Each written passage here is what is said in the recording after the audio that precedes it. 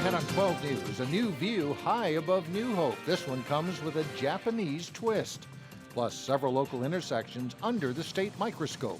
We will be looking at the crash data that's associated with a lot of these key intersections. How that could lead to major changes. But first, it happened again just after we told you about construction debris littering the area run by Brooklyn Center Little League. There's another illegal dumping. 12 News starts right now. Hello, everyone, and thanks for joining us. Anger and frustration are increasing after more construction debris is found at the Brooklyn Center Little League fields. The nonprofit group is racing against the clock to clean up the mess. I just don't know what people are thinking when they're bringing stuff down here, what we're supposed to do with it. This is the spot where the illegal dumpings have occurred. The area is located between two fields at 60th and Vincent. About 2 weeks ago, someone dumped concrete, dirt, and other junk on the land. Today, another pile of concrete, dirt, and tree stumps were illegally dropped off. Now the nonprofit Little League must find a way to clean it up, and it's going to be an expensive fix. Two estimates are around $18,000 each. If we have to come up with $18,000. I don't know what our league will do because it won't have $18,000. What, do the kids not get uniforms next year? They just play in their street clothes? I don't know what we're gonna do. Kids could be out of the game. The Brooklyn Center Little League is also concerned about a potential fine from the DNR because all the debris there is considered an environmental hazard. Several local intersections could turn into freeway-style interchanges. The Met Council and MnDOT are studying the safety of a long list of busy highways, and Delane Cleveland is here to explain. Delane? Mike and Alex, more than 24 roadways in the metro area will be studied over the next year and a half.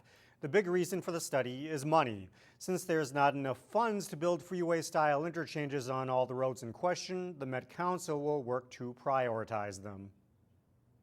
In the Northwest Metro, intersections along 3 busy roads are included in the study. Highway 55 from Minneapolis all the way through Plymouth, Highway 169 north of 610 in Brooklyn Park, and Highway 252 in Brooklyn Center and Brooklyn Park will all be studied. We will be looking at the crash data that's associated with a lot of these key intersections, and that's really one of the main reasons that you would do a conversion to a grade separation is because you do have a lot of accidents, and they tend to be fairly severe when they do occur at these high-speed intersections.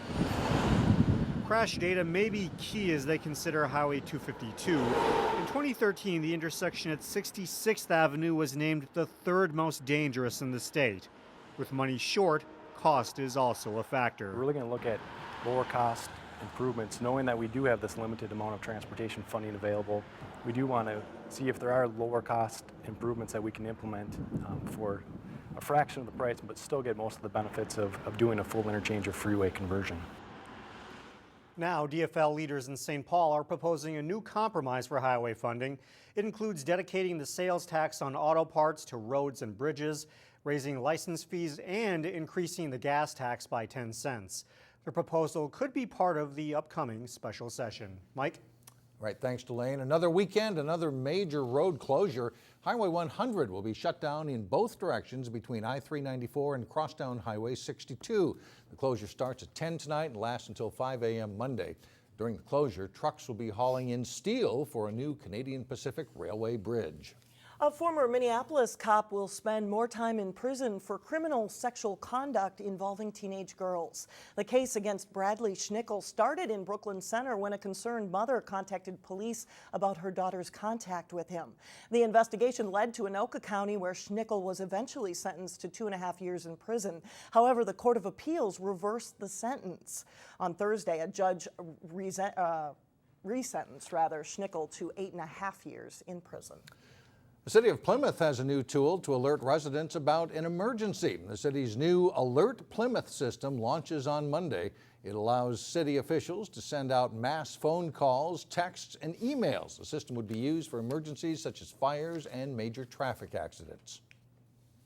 We can push information back out to the community to keep them informed so that they can find ways to bypass the incident, or to, if we need for them to shelter in place or to evacuate, we can give them that information through one push of a button. Residents can sign up to receive alerts on the City of Plymouth's website.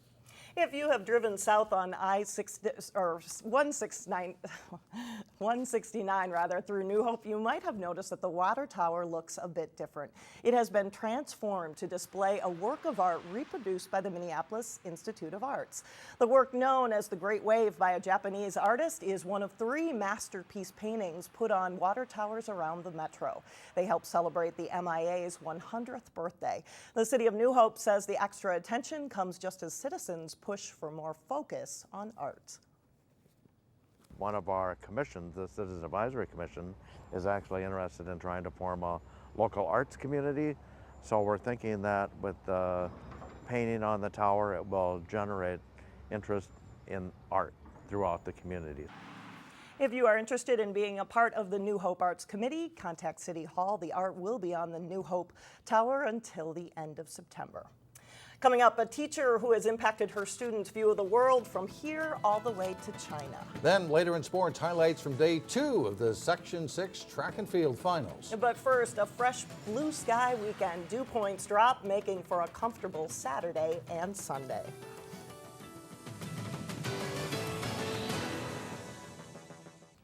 A Golden Valley Elementary School received some special guests this morning. Minnesota Twins outfielder Shane Robinson, mascot TC Bear, and Coach Perry Castellano spoke to students at the School of Engineering and Arts. The kids asked questions about baseball and even learned how to calculate a player's batting average. The visit was the school's reward for having the most participants in Hennepin County's Step To It Challenge, a testament to the school's emphasis on physical activity. We do wear pedometers, and I have mine right here. And so throughout the year, the kids see us wearing the pedometers, and then so they come in with their own. So that kind of get their interest going. The school's physical education teacher spearheaded the Step To It program this year, but next year the goal is to put the students in charge. Well, if you took a foreign language in high school, chances are it was probably Spanish, French, or maybe German. That's right. But Chinese is now an option at some schools, and there is one school that's been offering it for decades. That's thanks in part to a Chinese teacher who's now retiring after 36 years. 行了，现在我看看，我要洗手。 At the Breck School in Golden Valley, students are getting a Chinese lesson focused on cooking. 烫水在后边。今天我们做。 Teacher Margaret Wong follows a recipe for Chinese dumplings. 谁的手干净？ But Wong's vision for her students is larger than that. Most people think that teaching is to teach the subject. No, but I've been lucky enough to teach a language and the culture because of my own background. Okay, some of these books. Wong left China in the 1950s. She started the Chinese language program at Breck in 1979. That was a time when many shook their heads about its relevance. I remember in the early years, people always question, why do we even offer it? But the main reason Breck started Chinese was because our headmaster at the time studied Chinese himself. Her classroom is filled with Chinese culture. Peonies are the Chinese national flower, just as the American rose is the American national flower. Over the last 36 years, she's taught hundreds of Breck students Chinese, starting as kindergarteners. Love it. But her lessons are always more than just characters and tones. Margaret has taught students about being global citizens, about the impact that their choices have beyond the walls of our school. Wong has led 32 trips to China with her students, along the way introducing them to Chinese students who are studying hard to learn English. And Wong now has former Breck students who are living and working in China. For our students to be able to see that and see that these kinds of lessons, both in terms of the language but also in terms of interacting with other cultures, really carry beyond our walls and into their futures is enormous. 其实现在 Just days from retirement, the 74-year-old Wong may be teaching one of her last lessons, but she hopes the takeaway for all her students is to be lifelong learners. What I teach them in Chinese is not just the vocabulary or the characters. I want them to learn how to learn these things on their own when they leave me. And there is currently 7 teachers at Breck now that teach Chinese, and they have 500 students enrolled in the classes. So once Margaret retires, that certainly doesn't end the Chinese program. Coming up, students in Brooklyn Center put a modern twist to the Broadway classic Annie. But first in sports, spots are on the line for the state softball tournament. Jay Wilcox shows us how local teams are doing when we come back. I'm Jay Wilcox with sports. The Maple Grove softball team finished as state runner-up in Class 3A last season. With much of that team back, the Crimson look to punch their ticket to state. Maple Grove meeting Rogers in the Section 5 3A final. Scoreless in the fourth until Hannah Lund singles to short left. Sophie's Walk races home from second to score the game's first run. Everyone's safe on the play. Maple Grove leads it 1-0. Crimson star pitcher Sydney Smith gives up 3 singles in a row in the top of the fifth, but gets out of the jam with a strikeout and this fly to left. In the bottom of the fifth, Megan Mulcrone bounces to short. The throw home is low, and Sammy Sadler scores to make it 2-0 Maple Grove. Rogers gets runners at second and third in the seventh, but Smith overpowers the last 2 hitters. She strikes out 13. Maple Grove is headed back to state with a 2-0 win. In Section 6 3A, Hopkins needed 2 wins to take the section title. Buffalo coming in unbeaten against the Royals in the tournament. Some solid defense for Hopkins here. Sarah Hudson pops the bunt up. The Royals get the catch and double the runner off second base, and it stays scoreless. In the fifth inning, Hannah Kleist grounds to short. The Bison take the out at first as Evelyn Barczyk scores to make it 1-0 Royals. Buffalo ties it in the sixth as Mackenzie Johnson bunts right on the baseline. The throw to first sails high, and Kelly Wyckoff scores to make it 1-1. We go extra innings in this one. In the ninth, Cassie Harris lifts a fly ball to medium deep left field. Haley Den Hartog tags up to score as Hopkins wins 2-1 to force a second game. Hopkins trails 1-0 in the fourth inning of game 2 until Emily Ice drills it over the center fielder's head. Morgan Hawley scores and Brenna Falk follows to make it 2-1 Hopkins. Then Michelle Gunther hits a line drive for another hit for the Royals. This one scores Ice. Things looking good for Hopkins at this point. They lead 3-1. Buffalo ties it though, and they take the lead in the seventh as Wyckoff's bunt scores Johnson with the go-ahead run. It's 4-3 Bison. And Peyton Speckle follows with a big 2-run double as Buffalo wins it 6-4 to take the Section 6 title. The battle for section titles in baseball is heating up too. In Section 6 3A, Armstrong takes the winner's bracket final 6-5 over Southwest to move into the final round on Tuesday. Cooper stays alive by beating Hopkins, as does Wayzata with a win over Richfield. The tournament now moves to Siebert Field Monday. Section 5 AA, Providence Academy pounds Breck 11-1. We'll have highlights of that game on 12 News Weekends. In Section 4A, Heritage stays unbeaten by whipping St. Agnes. Maranatha is eliminated by Mayer Lutheran. Spots in the state track and field meet were on the line for athletes in Section 6 AA. Wayzata the site for the meet. The boys' 100-meter dash is a fast race. Armstrong's Evan McClellan is the winner, and 7 of the 8 runners qualify for state. Girls 100, Armstrong's Michaela Baker and Benild's Lashana Porter-Wurzos battle to the wire. Porter-Wurzos wins by 9/100 of a second. Boys 4x200, Hopkins' Bill Adkins outkicks Wayzata's Ethan Took. Both teams, though, advance to state. In the girls' triple jump, Baker of Armstrong takes second place and goes to state. She also wins the long jump. The boys' long jump, Wayzata's Wesley Jackson in action. He takes third place and will jump at state. In the boys' 400, Wayzata's Tyler Didier legs out a victory. His winning time is 49.88. The Trojans take the boys' team title too, and we'll have Section 5 AA highlights Monday on Sports Jam.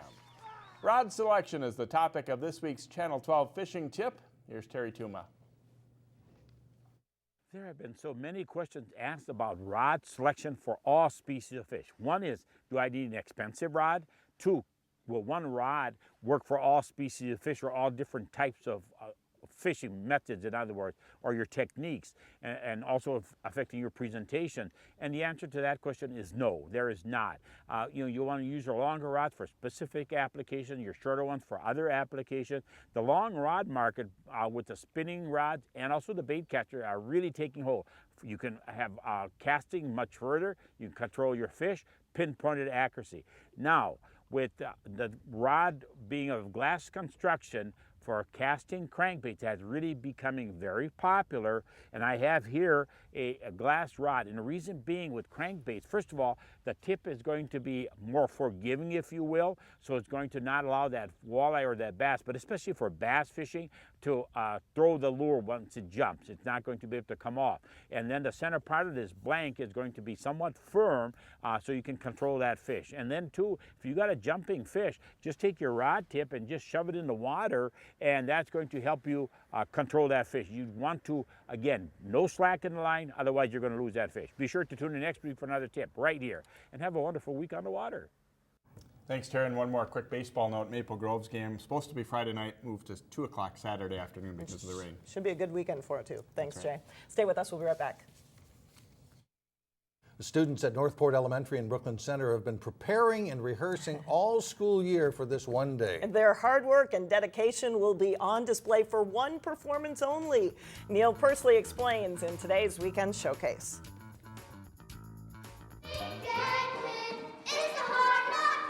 Last year, Northport Elementary School was chosen by Purpose Center for Arts and Education as one of 4 turnaround arts schools in Minnesota. This gave the school the money to hire a professional director from Florida to coach and guide the students in the production of a play. Northport Elementary Principal Leona Durden said she's seen the students become more engaged and really take ownership of the production. They've been working on it since September of the school year, little by little. And so then after our state tests, we really picked up rehearsing every day for the last 2.5 weeks. There were more than 400 students who auditioned for the play. Mahawa Kaida plays Miss Hannigan. We did auditions, and then we did callbacks, and then we started practicing, and then wow, we're here. Wow is right. This is going to be a more modern version of Annie, with 5th grader Echi Lee playing the starring role. You won't see any big curly red hair, but you will recognize the songs. 5th grader Kate-Ale Galden plays Rooster Hannigan. It's changed my life at home too, because at home I'm like practicing my lines and looking at videos on how to do what I'm supposed to do better. Principal Durden said the project has had broad support. The thing that I'm really excited about is how the community and families really came together to support the students and this whole initiative, this whole play. Home Depot has been a blessing to us. They've donated a lot of different things to help support us with the play. The sun will come out tomorrow, but you better come out tonight if you want to catch Northport Elementary School kids' production of Annie at Robbinsdale Middle School. For Weekend Showcase, I'm Neil Persley, 12 News. And that is tonight, Friday night at 7 p.m. at Robbinsdale Middle School. Admission is free. And that does it for us. Thanks so much for joining us. Have a great weekend, everyone. We'll see you back here again beginning at 4 on Monday.